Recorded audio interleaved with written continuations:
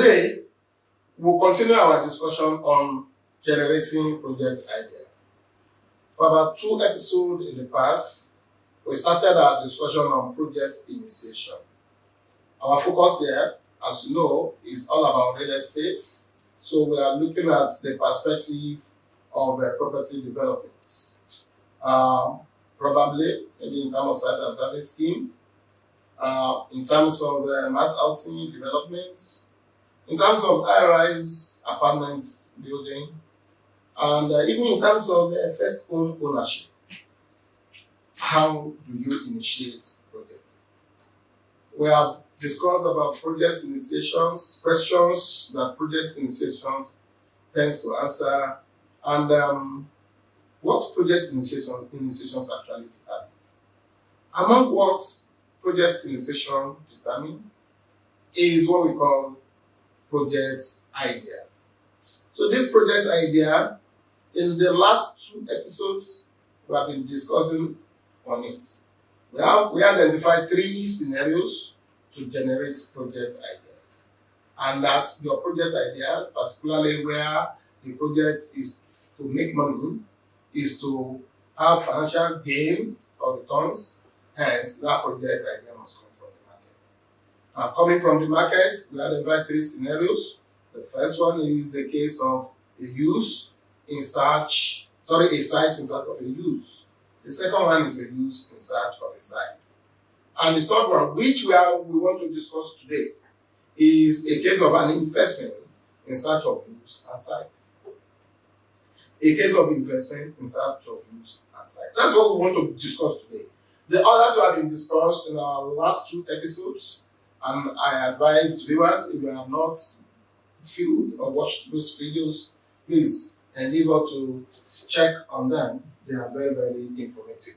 So today, investment in search of use and site, we mean where there is capital, where there is fund that requires to be committed into real estate development. What is available now is the capital, is the money. The project idea is not there yet. The use, there is no use, there is no particular site in mind. So that's another scenario that can lead to generating project idea. Now, where that happens, caution must be taken. Not to see the capital as a free fund and rush into any projects without proper initiation. Caution must be taken to ensure that any use we want to do will be legally feasible, is going to equally give us optimum return. So this is a case where we will now need to either identify a use and now search for suitable sites, or we identify sites and we now search for suitable use. But as I always advise, it's better to start to determine on use, decide on use first before looking for sites. Why? Because that is more flexible. When you have to come up with use, it's still conceptual. You have not committed any serious capital into any acquisition. You have not acquired any land. No serious capital has been invested. So there is a degree of feasibility that you can enjoy. A degree of flexibility that you can enjoy. Because it's an idea, it's still flexible. You can swing it in and out. However, where you have already committed yourself into site acquisition, just because the capital is there, before you now think of what to use the land for. What if, for whatever reason, the use is not what you would like to embark upon? Or what if the use will not give you optimum return? What if the location is not prime enough for a use that will give you optimum return? So, what we should do in this scenario is to come up with what we call development proposal or investment proposal to address allocating that available capital into real estate investment. And that will call for identifying potential uses, then suitable location. Location in this case might not necessarily be a particular site. We only need to be specific about the use, about the purpose, about the type of investment, real estate investment we want to do. And then we will now have to match that purpose with suitable sites. And for the purpose of the proposal, investment proposal, knowing the markets, knowing the location, the area to invest in, and the real estate markets and its performance, they are enough for us to come up with real estate investment proposal to tap into the available capital that we are targeting to bring into real estate investment. What does that mean? For example, you can have an idea that this capital can be invested into apartment building, luxury flats. Okay, that is a use, right? If we think of luxury flats as a use, but if I have to take Lagos for example, we can easily identify markets that will support luxury flats. What I mean by market, I mean location that will support luxury flats. You want to do luxury flats, you don't do luxury flats in an area that requires basic housing. Right? The location must be prime, must be suitable, must be supportive of luxury flat development. So if it is a luxury flat, then we think of, okay, maybe Ikoyi, old Ikoyi, that's Ikoyi Southeast. Or we are thinking of Ikeja GRA. You see, these are areas where you can do luxury flat. Or you are thinking of Banana Island. You are thinking of Osborne. You are thinking of the Ocean View side of Oniru scheme. And, all these areas are very, very attractive to luxury homes and high-rise apartments. With those area, therefore, you have delimited the location that you have to pay attention to while coming up with the investment proposal.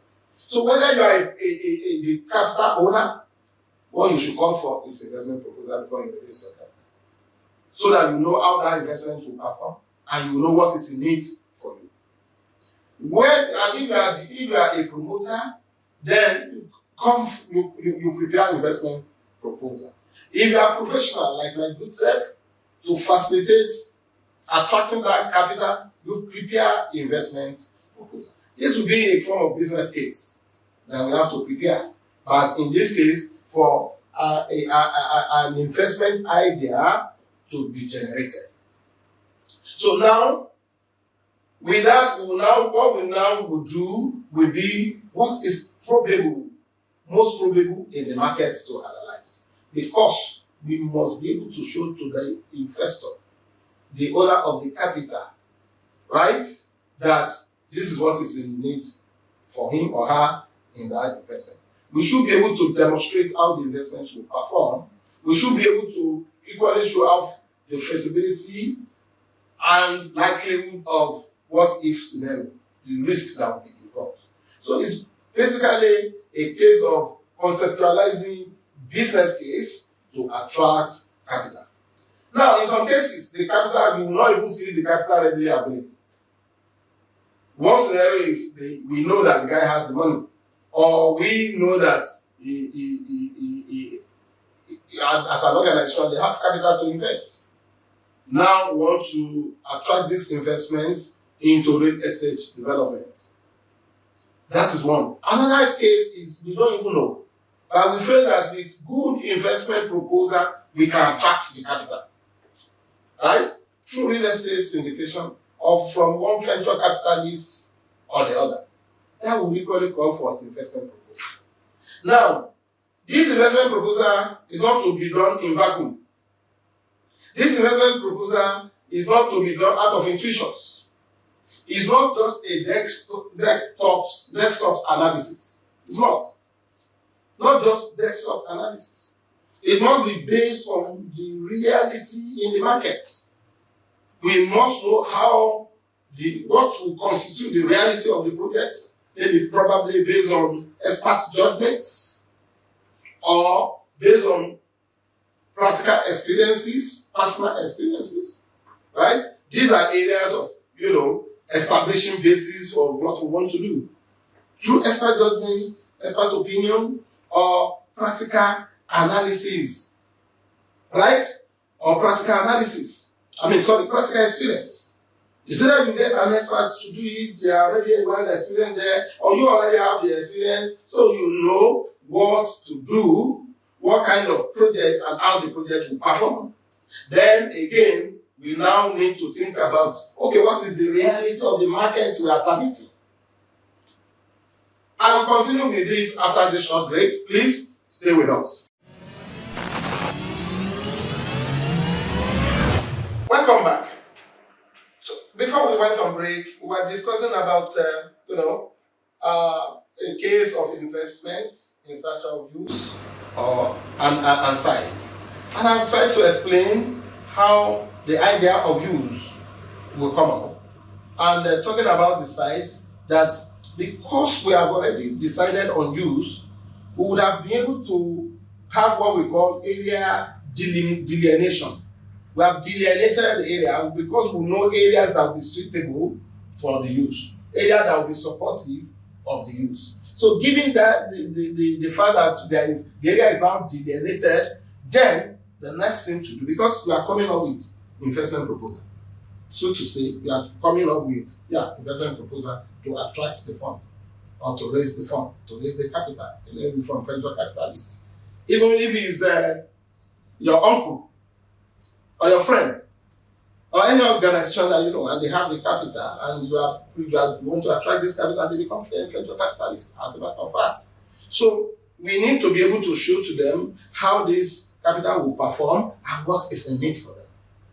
And I emphasize, it should not be a desktop analysis. The idea should not be born out of assumptions and intuitions.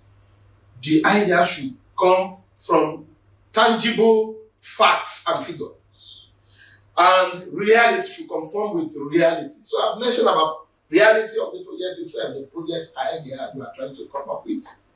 And then, talking now, I am to talk about the neighborhood. You see, you have delineated the area. I gave an example, luxury apartments as a project idea. That already presupposes that we have zeroed down on some areas, because it's not every part of Lagos. In fact, most part of Lagos will not support luxury in terms of high-rise building, right? For so many reasons. Talk about the demographical, talk about even the planning standard, right? Now, in case of that luxury home, that means we are looking at some areas that will be supportive of it. I mentioned some of those areas earlier before we went on break. So with that, therefore, we now need to carry out a kind of market survey and reflect the reality of the markets of those areas that have been delineated. Those reality of the market will represent the facts to be put in our proposal. For example, how much is the going rate? What's the prevailing prices for land in that location? So recommendations in terms of when we are putting the project costs together to be able to do our project cash flow, we do the project budget, we do the project cash flow, and you analyze the performance and come up with what will be in it for the investors, and make sure that you address all stakeholders, because even as facilitators, you are a stakeholders. So if you have to buy land, what is the going rate? What will they attract?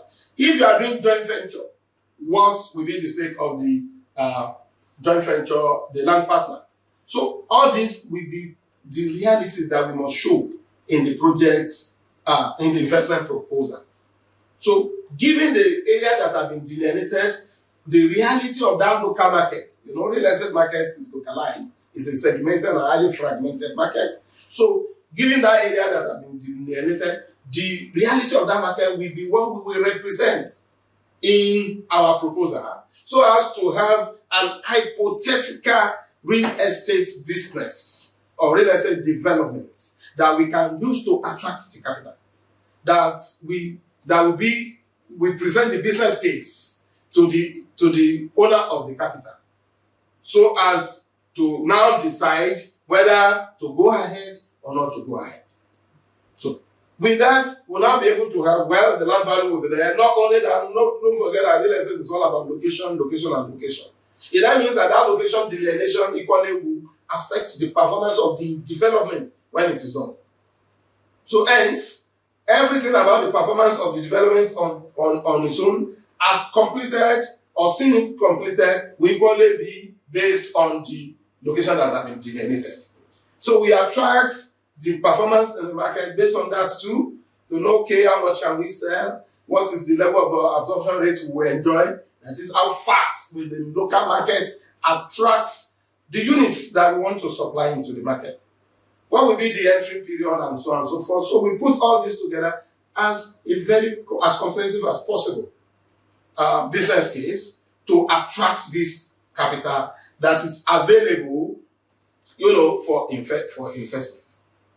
So when we do that, then that means we are now trying to come up with generating project idea in the case of where there is capital in search of use and sites.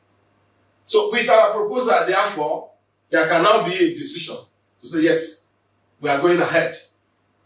Then you can say a case of project initiation there. We are going ahead.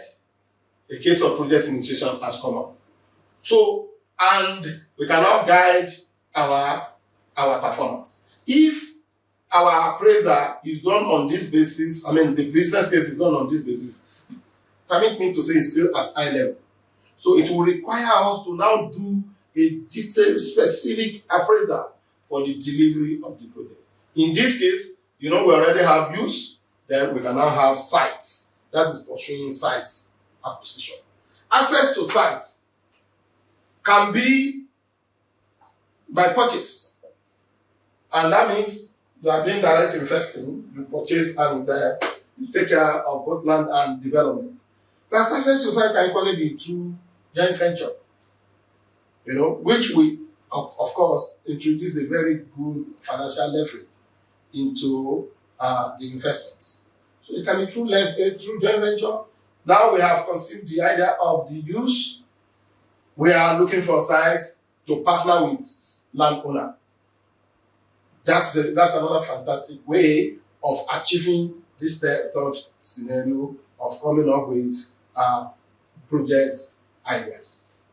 So, and it can be with what we call PPP, if it is government MDAs that has the land, or any government ministry or what have you, that has the land, like local government, for example.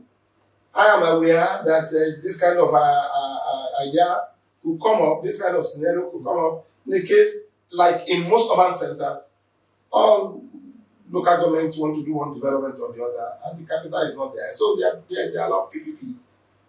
An idea can be to redevelop or develop markets for local government. I can tell you make a lot of money as investor there.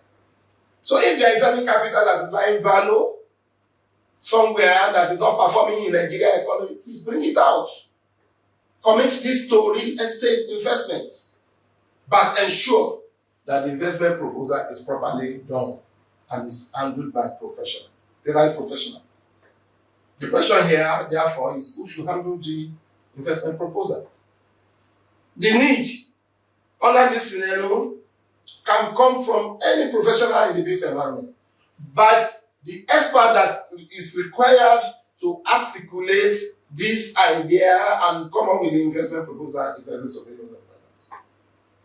Let's be careful. When it has to do with design, architects are there. When it has to do with approval, we have town planners. So each professional have their role. Each professional has his role to do. So for articulating and properly preparing investment proposal from the perspective that I've explained, is a well-experienced essence of the environment that can handle that for you. Because he understands language, the language of the market. He understands the market is an interface with the market. And beyond that, is the essence of the environment is trained to be investment advisor. So, on this note, I advise that generating the project idea should not be born out of discretions. Investors, please, let's be careful. And that's why a lot of investment that we do don't perform optimally.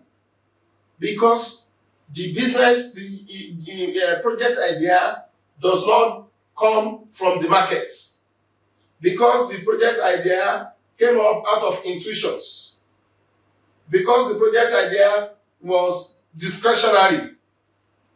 It was not based on, proper dictates of the market, what we could observe from the market. And for us to be successful as real estate investor, we must make sure that our project idea is originated from the market, irrespective of the scenario we find ourselves. The idea must come from the market. It means that, of course, where it comes from the market, you have identified a gap in the market to fill with your products or with your projects. And that means what? Automatic performance. That's time to be corrected. That means automatic performance, automatic sales, automatic marketability. Because the market is existing and you're only providing, meeting up with what the market needs. On this note, I want to thank you for listening.